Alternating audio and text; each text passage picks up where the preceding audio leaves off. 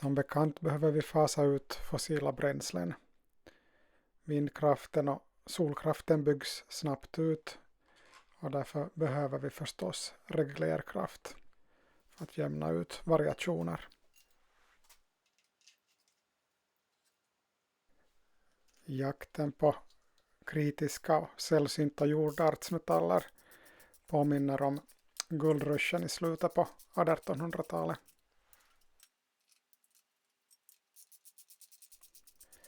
Ifall all trafik, både den lätta och den tunga, inklusive reglerkraft, ska byggas på dagens batteriteknik, känns det som att den här planeten kommer att se ut som en schweizerost inom några decennier. Associationerna går osökt till teknikivrarna i filmen Avatar, som med stora bulldozrar utplånar mångfald. En berömd entreprenör strävar efter att bli ännu rikare genom att också sälja oss energiväggar. Primärt borde vi förstås vara sparsamma och använda mindre energi. Det måste finnas enklare och mer miljövänliga sätt att mellanlagra energi än att gräva upp en massa litium. Det finns till exempel planer på att bygga ett pumpkraftverk i Europas djupaste gruva i Pyhäsalmi, vilket låter som en vettig vision. En annan simpel och beprövad lösning är att lagra energi i svänghjul, vilket man ibland tillämpar småskaligt inom fordonsindustrin. Det finns också system med större svänghjul som roterar i ett magnetfält i vakuum. Men den tekniken är dyr och komplicerad. Eftersom det i grund och botten handlar om att eliminera friktion på ett så förmånligt sätt som möjligt, så jag funderar på andra sätt att få svänghjul att rotera.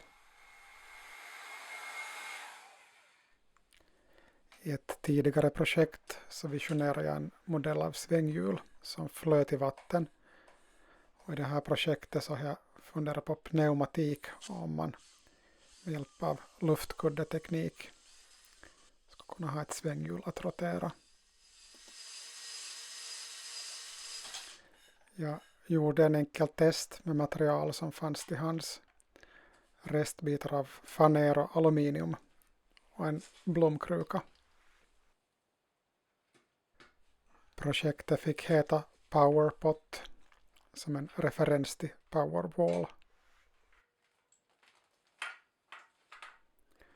Vanlig fönstertätningslist fick fungera som kjolen på en svävare i nedre kanten på krukan.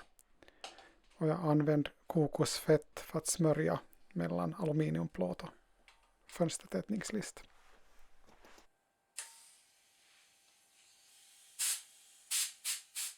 Jag hade ett litet läckage vid listen som jag inte helt lyckades täta. Och därför räckte inte till att hålla upp trycket med cykelpump. Jag plockade därför fram en luftkompressor som jag byggde för några decennier sedan av en kylskåpskompressor.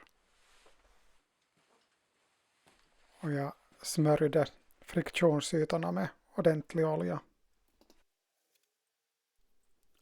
Lufttanken i kompressorn är liten och på grund av läckage så lyckades jag hålla upp 3-4 bars tryck endast en kort stund.